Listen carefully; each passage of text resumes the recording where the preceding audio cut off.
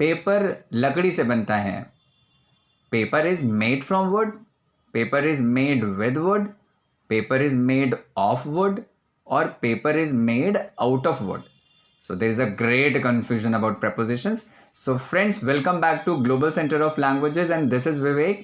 In this video, I'm going to teach you the usage of made with, made of, made from, and made out of. So don't go anywhere and watch the video until the end. So friends, सबसे पहले हम made of की बात करते हैं.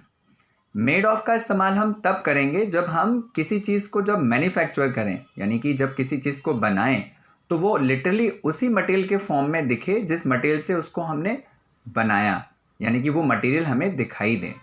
जैसे bottle को अगर हम मैन्युफैक्चर करते हैं, बॉटल प्लास्टिक की भी हो सकती है, बॉटल स्टील की भी हो सकती है, और बॉटल कांच की भी हो सकती है. तो जब भी आप कांच की बात करते हैं और अगर आप कांच से बॉटल बना रहे हैं तो कांच आपको बॉटल बनने के बाद भी दिखेगा. तो आप बोल सकते हैं कि ये बॉटल कांच की बनी हुई है. So this bottle is made of glass. ऐसे ही अगर बॉटल स्टील की बनी है तो आप स्टील को लिटरली देख सकते हैं उस बॉटल में. So the bottle is made of steel. इसी तरह से अगर आप बात करते हैं टेबल की, तो टेबल प्लास्टिक की भी हो सकती है, टेबल लकड़ी की भी हो सकती है, और टेबल लोहे की भी हो सकती है. तो अगर मैंने कहा कि ये टेबल लकड़ी से बनी है और लकड़ी मुझे साफ साफ दिख रही है, तो I will say this table is made of would. ऐसे ही अगर वो प्लास्टिक से बनी है, so this table is made of plastic. तो इस तरह से हम मेड ऑफ का इस्तेमाल करेंगे. आई होप ये समझ में आ गया होगा. फ्रेंड्स, इसी तरह से मेड फ्रॉम का इस्तेमाल चलिए देखते हैं कैसे होता है. तो मेड फ्रॉम के लिए रूल है कि it is used when a material has gone through some sort of process और manufacturing process where we can not see the material in the new object. यानी कि जब हम किसी प्रोडक्ट को, किसी उत्पाद को बनाएं किसी मटेरियल से, लेकिन बनने के बाद उस नए प्रोडक्ट में हम उस मटेरियल को ना देख पाएँ, तो उस केस में हम मेड फ्रॉम का इस्तेमाल करते हैं.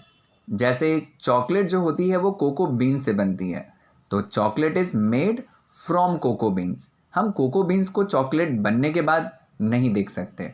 इसी तरह से अगर हम शराब की बात करते हैं, तो अगर मैं कहूँ कि शराब जो है वो अंगूर से बनती है, so the wine is made from the blend of grapes.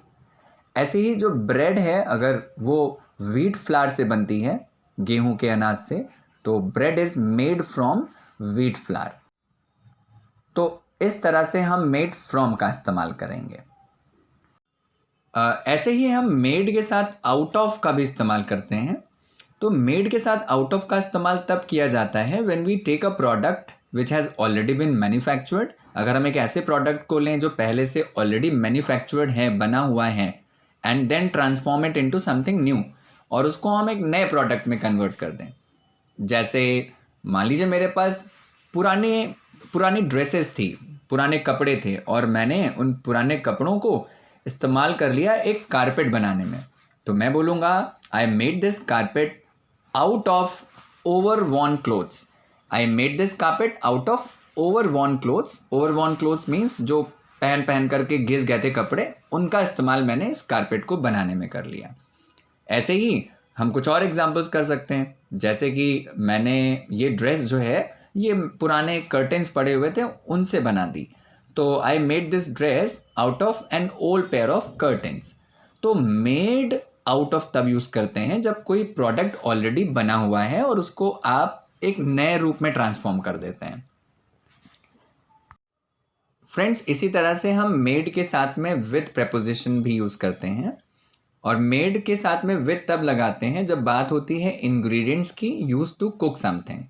तो जब हम कुछ कुक करते हैं और उसमें हम कुछ इंग्रेडिएंट्स को ऐड करते हैं, तो बताते हैं कि ये चीज़ किस इंग्रेडिएंट से बनी है, तो वहाँ पर हम मेड के साथ में विद लगाएंगे. फॉर एग्जाम्पल, मैंने ये सूप ताज़ी सब्जियों से बनाया है, यानी कि सूप में ताज़ी सब्जियाँ पड़ी हुई हैं. So I made this soup with fresh vegetables. इसी तरह से ये पकवान जो है ये फ्रेश मसालों से बना हुआ है. So this food has been prepared with और has been made with fresh spices. तो इस तरह से जब हम इंग्रेडिएंट्स की बात करेंगे इंग्रेडिएंट्स के लिए हमें preposition इस्तेमाल करनी है with. So friends, this was the correct use of prepositions. Hope this video turned fruitful to you.